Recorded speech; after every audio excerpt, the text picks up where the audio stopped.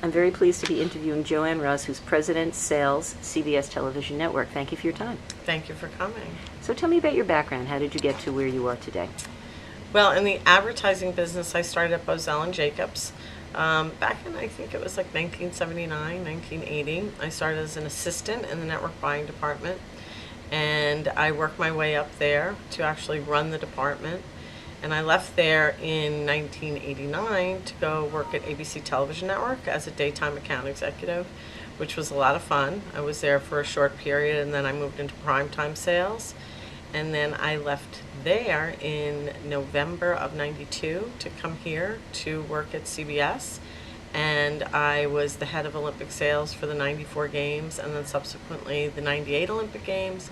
Then worked my way up to run basically primetime sales and late night, and then eventually EVP of sales, having responsibility for all the day parts. And then I was promoted to president of sales. So you became President of Sales in about 2002. Correct. And what is your current job now, and how has it changed since you were first promoted into it? Well, my title is still President of Sales. It's changed somewhat dramatically as the television industry has changed and as technology has become part of our everyday life. We're still responsible for selling units at the network, which is the national advertisers, but we're also dealing with interactive, and we're also dealing with cable and a lot of the choices out there. And as far as the landscape changing, it's becoming more and more choices for clients. And we can also start to talk a little bit about data and how data's come into our everyday lives in every decision that clients are making and that we're making as we're programming the network. Tell me about your sales team. Thank you for asking me about them. I am very proud of my sales team. We've all been here and working together quite some time at the management level. We have a great bench with all the younger people that have come in and have worked their way up, and we can complete each other's sentences. I am the longest tenured head of sales, and my vice presidents and EVPs also have been here quite some time, so there is a serendipity to what we do, and we are very, very collaborative. Everybody checks their egos at the door, and I do think we have the best sales team in the business. So talking about data, what type of data are you using now? We are using a variety of data that comes to us through David Poltrak's group. David is the, and I don't think he'd be upset if I called him the elder statesman, but he really is the research guru of the industry. And we have contracts with a lot of the data companies. We have our own proprietary data called the CPA, Campaign Performance Audit, which clients are using and starting to use to target their messages more succinctly, more targeted rather. And also we are in conversations, obviously we use RenTrack. There's so many pieces of data that go into buying decisions at the agency.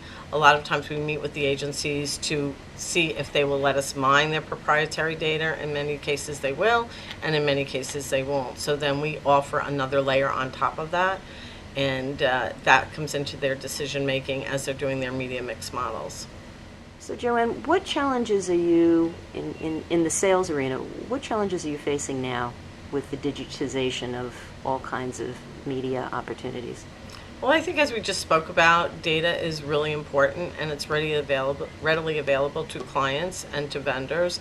As the landscape becomes more fragmented, as there's more choices out there and the pie is being cut in many, many pieces, the clients want to make sure that what they're spending their money on does deliver, as everybody calls it, their return on investment. Each client measures that return on investment differently. So the challenges are really getting to know the client, getting into the client, doing deep dives with the brand managers or the CMOs, and seeing what they really want. There is no one size fits all, and some of the research that we're getting is sometimes delayed. So they're making decisions before the fact and then getting the results after the fact. So that's a challenge. The challenge that we have in terms of network television is that people are saying that people are not watching network television anymore, and that's not true. In fact, they're watching more television, they're just watching it differently on different devices in different places.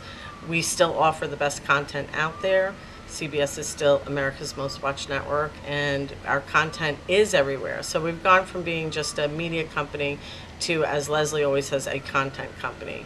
So our challenge is just keeping up with the changes, keeping up with the clients, and making sure that we deliver on what we sell. So how are you connecting all of this viewership on all these different platforms?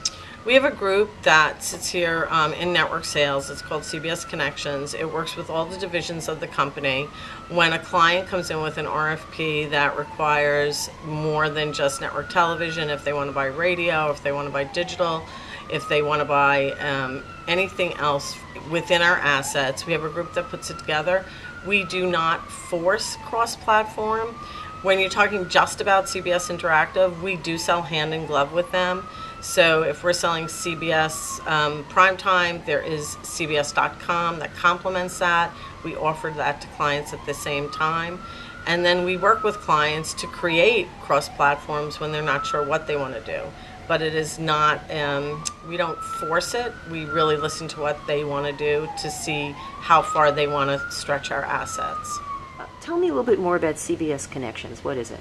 CBS Connections is a group that basically works with clients when they come in with an RFP, or goes out to clients, meets with the brand managers and the CMOs to work with them to amplify their brand across all of our divisions. That would include the television network, the O&O, CBS Radio, CBS Distribution, CBS Interactive, and CBS Sports Network. So if a client comes in and wants to do a big campaign and touch every piece of the company, we can manage that. If they only want to touch 3 divisions, we can manage that as well.